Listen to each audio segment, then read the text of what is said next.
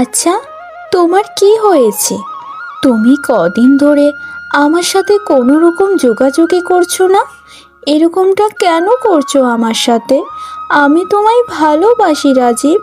তুমি আমার সাথে এরকমটি করতে পারো না। সন্ধ্যা, আমি একটা সামান্য গরিব ঘরের ছেলে, তাও আবার অনাথ। আমার কি যোগ্যতা আছে বলো যে তোমার মতো একজন জমিদারের মেয়েকে বিয়ে করব? তাই আমি ছোট হয়ে অত বড় স্বপ্ন দেখি না। আমাকে ভুলে যাও। মানুষের জীবনে ভালোবাসা একবারই আসে, আর আমার জীবনে প্রথম ভালোবাসা তুমি। তোমাকে ছেড়ে আমি কাউকে কোনোদিনও বিয়ে করতে পারবো না। আর তোমাকে আমি যখন ভালোবেসেছি, তোমাকেই বিয়ে করব। এতে সমাজ পরিবার কি বলবে না বলবে সেটা তো আমার দেখার বিষয় নয়। তুমি আজ চলো আমার সাথে। তোমার সাথে বাবা আর বৌদির পরিচয় করিয়ে দেব। ভালোবাসতে গেলে একটু সাহস রাখতে হয়। তোমার তো মনে কোনো সাহসই নেই। কার সাথে সাহস দেখাবো বলো? জমিদারের সাথে? আমি অত ছোট একটা মানুষ হয়ে অত বড় মানুষের সাথে কিভাবে কথা বলবো বলো? আমি পারবো না সন্ধ্যা, আমি জমিদারের সামনে যেতে পারবো না। আচ্ছা রাজীব, তাহলে তুমি একটা কথা বলো তো, তুমি কি সত্যি আমাকে ভালোবাসো, নাকি আমার সাথে এতদিন অভিনয় করেছো? এসব তুমি কি কথা বলছো সন্ধ্যা? আমি তোমাকে আমার জীবনের থেকেও বেশি ভালোবাসি। আমার খুব ভয় করছে সন্ধ্যা, আমার খুব ভয় করছে। আচ্ছা ঠিক আছে, আর রাগ করতে হবে না, চলো এক্ষুনি।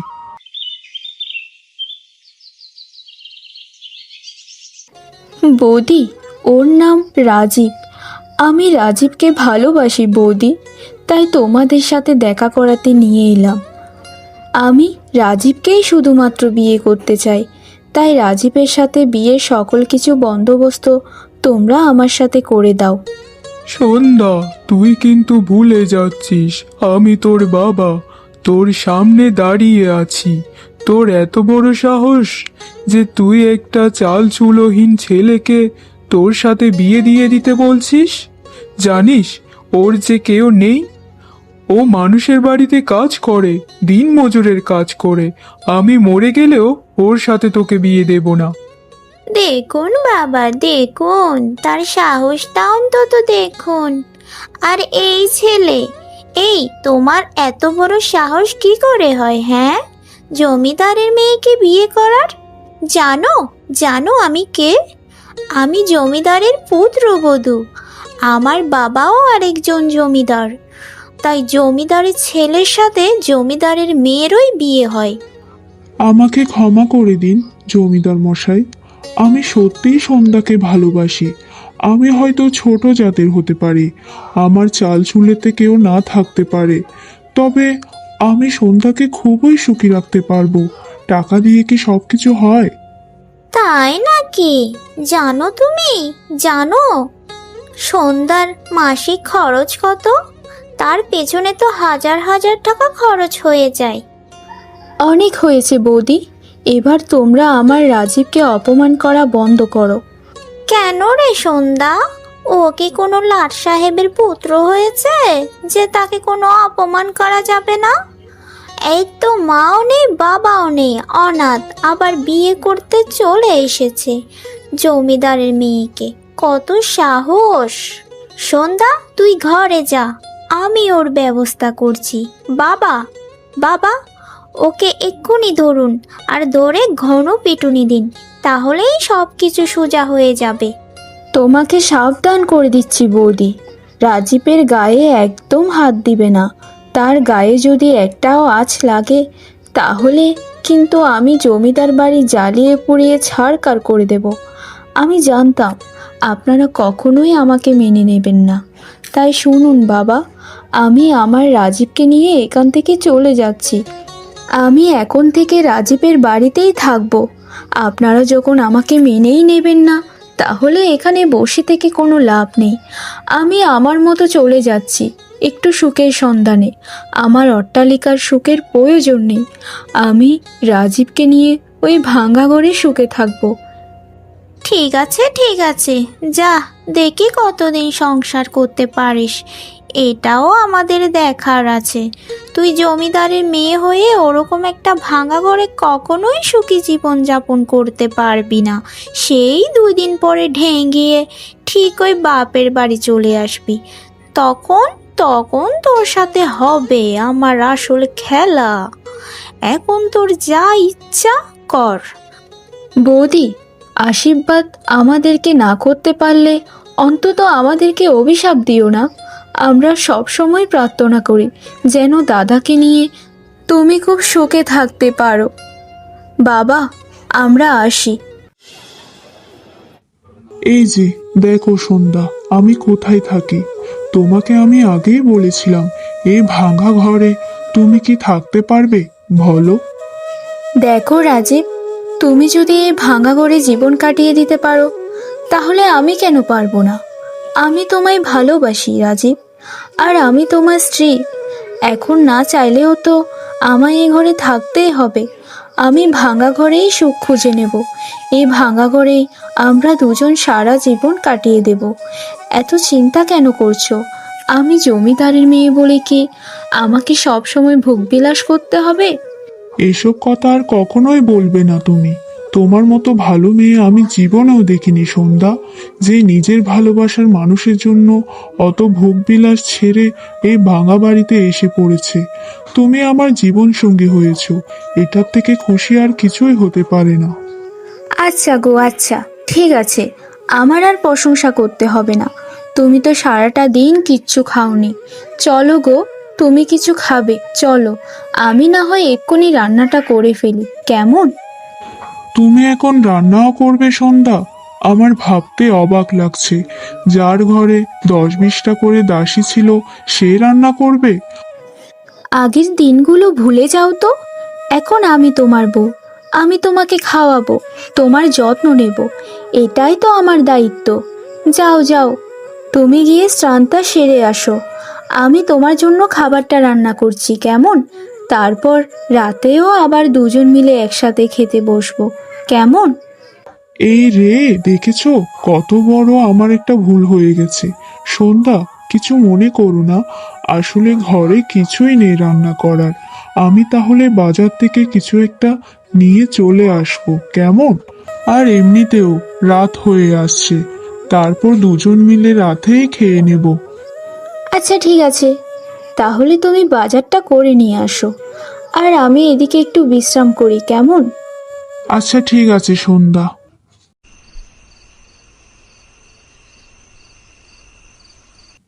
আচ্ছা সন্ধ্যা, এরকম ভাবে তুমি কি শুধু ভাত খেতে পারবে বলো?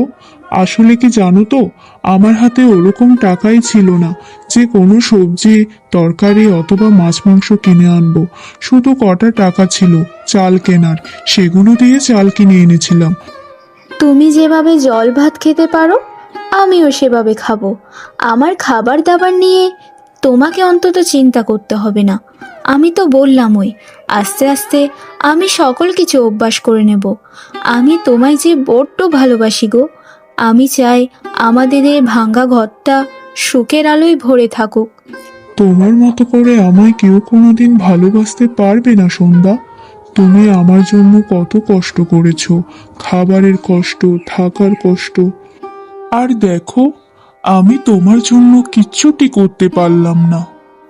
কে বলল তুমি আমার জন্য কিচ্ছুটি করনি? তুমি আমাকে যে তোমার বউ করেছো, এটাই তো সব থেকে বড় সার্থকতা। তুমি কত পরিশ্রমী, সারাদিন কত খেটে খুঁটে তারপর খাবার নিয়ে আসো, রোদে পড়ে জলে ভিজে কত কষ্ট করে কাজ করো, আর আমি তো শুধু ঘরেই থাকি। তোমার সাথে আমি কথার পেজে পারবো না। আচ্ছা আচ্ছা, এখন চলো খেয়ে নি তাড়াতাড়ি, সকাল সকাল আবার আমাকে কাজে বেরোতে হবে। খাও সন্ধ্যা, পেট ভরে খেয়ে নাও। আসলে কি জানো তো, সারাদিন পরিশ্রম করে তারপর খেতে পাওয়াটার মতো আনন্দ এই পৃথিবীতে বোধহয় আর নেই। আমি এই ভাঙা বাড়িতে একদিনে যেই সুখটা পেয়েছি সেটা আমি জমিদার বাড়িতে কখনোই পাইনি। ইস, যদি বাবা, বৌদি, দাদা একদিন এভাবে থাকতে পারতো তাহলে বুঝতো জীবনের আসল মজা। আসলে কি জানো তো গিন্নি, তুমি অভাব দেখে বড় হওনি, তাই জানো না অভাবের কি স্বাদ। তবে মানিয়ে নিলে সবকিছুই সহজ। আচ্ছা যাও গিন্নি, আর কোনো কথা বলো না, এবার তো খেয়ে নাও।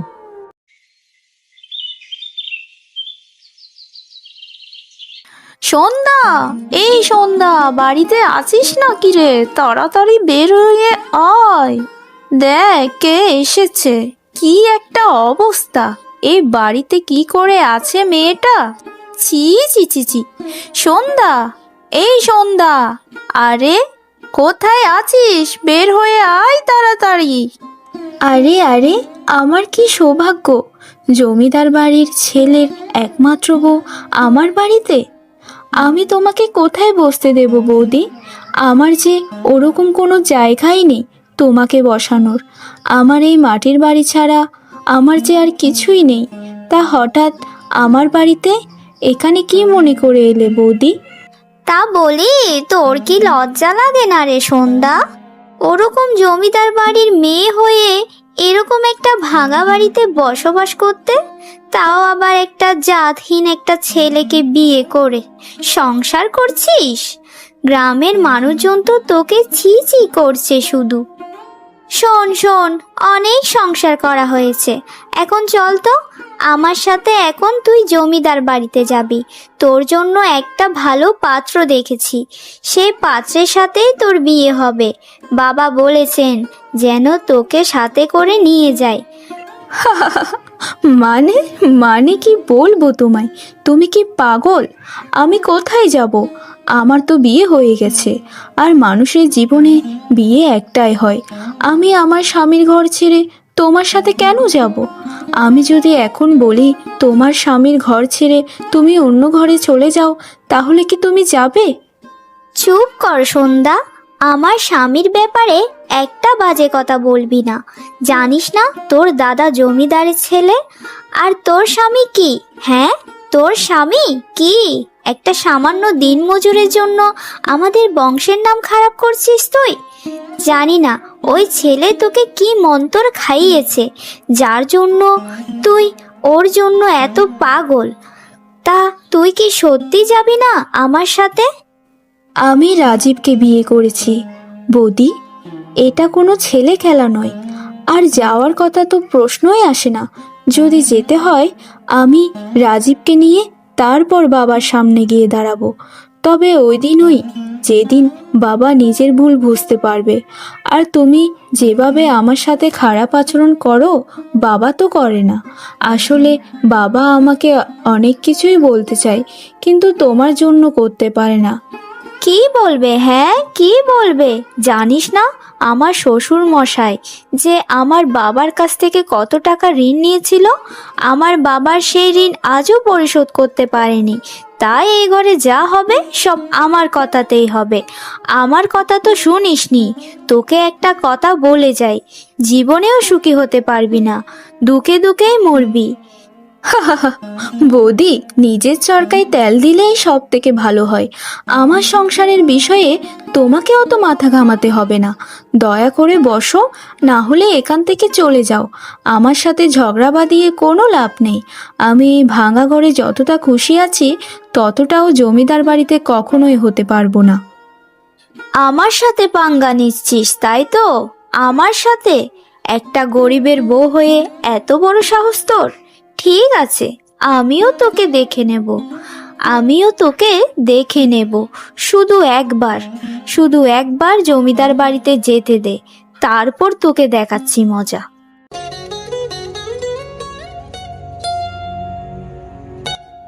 বাবা, আজকে আমি সন্ধ্যাদের ওখানে গিয়েছিলাম। ও একটা ভাঙা ঘরে কি কঠিনভাবে বসবাস করছে। জমিদারের মেয়ে হয়ে কি এগুলো তাকে সাজায় বলুন? বৌমা, আমি কিন্তু সন্ধ্যার বিষয়ে ভালোভাবে খোঁজ খবর নিয়েছি।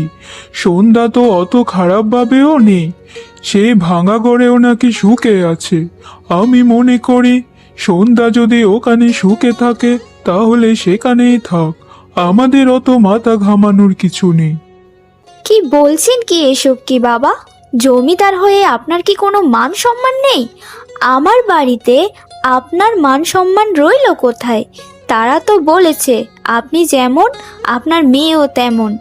আপনি যে আমার বাবার কাছ থেকে হাজার হাজার লাখ লাখ টাকা ঋণ করেছেন, সেগুলো পরিশোধ করছেন না কেন? যখন মান সম্মান নিয়েই থাকতে পারবেন না, তাহলে ওগুলো পরিশোধ করে দিন। বৌমা, মুখটা একটু সামলিয়ে কথা বলো। আমি তোমার বাবার থেকে ঋণ এনেছিলাম, সেগুলো আবার ফেরতও দিয়ে দিচ্ছি। আর একটা কথা মনে রেখো, সন্ধ্যা কিন্তু আমার মেয়ে। আমার থেকে মনে হচ্ছে তোমারই মাথা ঘামানোটা বেশি হয়ে যাচ্ছে। আমার আপনার মেয়েকে নিয়ে মাথা ঘামানোর নেই, কিন্তু আমার বাপের বাড়িতে আমার একটা সম্মান আছে।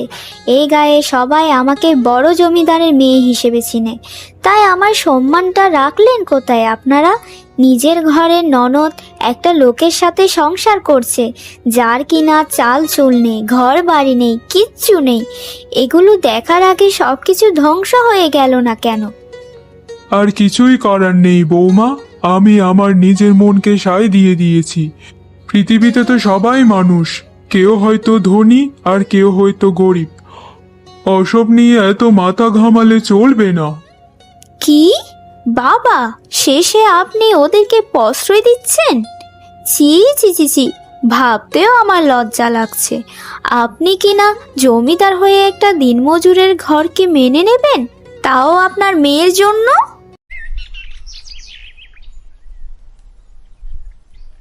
বাবা রাজীব, মা সন্ধ্যা, তোদেরকে এখানে ডেকেছি আমি কিছু বলার জন্য। বাবা, সত্যি তুমি আমাদেরকে এত ভালোবেসে ডাকছো বাবা? আসলে আমি বিশ্বাসই করতে পারছি না যে এত তাড়াতাড়ি আমাদেরকে তুমি মেনে নেবে। না মেনে নেবার তো কোনো কারণই দেখছি না রে মা। তোর মা সে ছোটবেলায় মারা গিয়েছিল, তারপর থেকে তোকে কোলে পিঠে কত কষ্ট করে মানুষ করেছি। কিন্তু তুই আজ যখন সত্যিকারের ভালোবাসা খুঁজে পেয়েছিস, আর আমি তোকে অবজ্ঞা করছি। রাজীব কত ভালো ছেলে, সেটা আমি ভালো মতোই খোঁজ খবর নিয়েছি।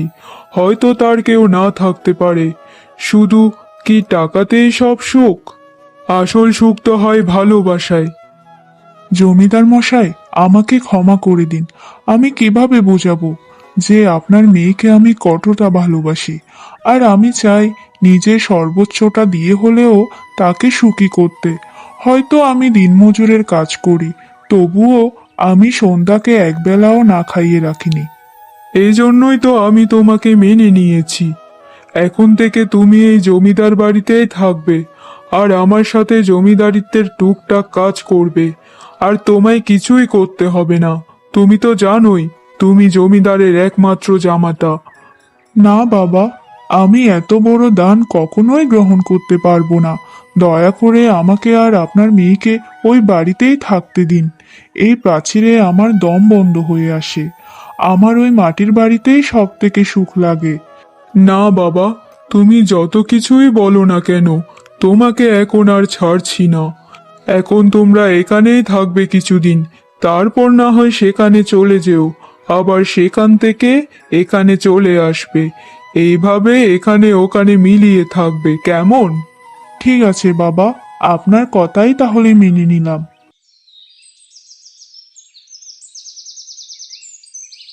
না না না, এটা আমি কখনোই মেনে নিতে পারবো না। আমি জমিদারের মেয়ে এবং জমিদারের ছেলের বউ। যে বাড়িতে আমি থাকবো, সে বাড়িতে ওর মতো একটা দিনমজুরও থাকবে? ছি ছি ছি ছি, এটা আমি কখনোই মেনে নেব না।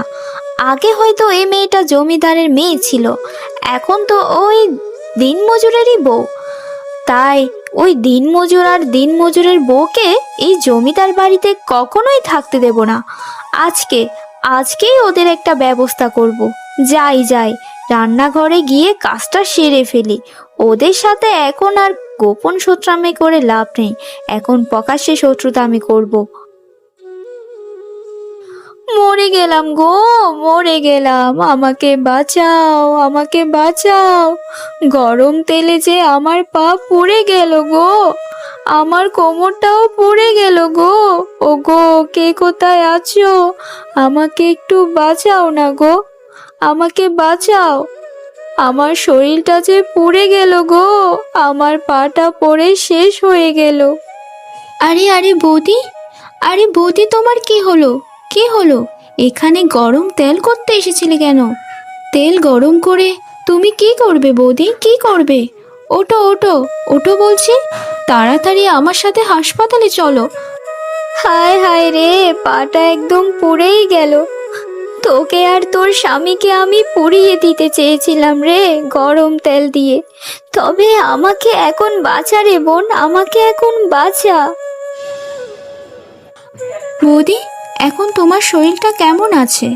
এরকম কেন করতে গিয়েছিলে বলো বৌদি? আমাদের ক্ষতি করতে গিয়ে নিজেই তো কত বড় ক্ষতি করে বসলে। তোমার পাটা তো একদমই পুড়ে গেছে বৌদি। বৌদি মশাই বলেছেন এই পা হয়তো আর ঠিক হয়ে হবে না। ও বৌদি, তুমি কাঁদছো কেন? বলো না বৌদি, কি বলবে? আমার পাপের শাস্তি আমি পেয়ে গেছি রে, আমার পাপের শাস্তি আমি পেয়ে গেছি। আর যে জীবনেও আমি পা তুলে হাঁটতে পারবো না রে, আর হাঁটতে পারবো না। তোদের সাথে অন্যায় করতে গিয়ে আমার নিজেরই বড় ক্ষতি হয়ে গেল। আমাকে যদি পারিস ক্ষমা করে দিস তোরা, আমাকে ক্ষমা করে দিস। আর আমি এত ক্ষমাও কিভাবে চাইবো, কারণ যে পাপ করেছি সে পাপের তো কোনো ক্ষমাই হয় না। হিংসে, সংসারে হিংসা থাকলে সেই সংসারে কোনোদিনও সুখ আসে না।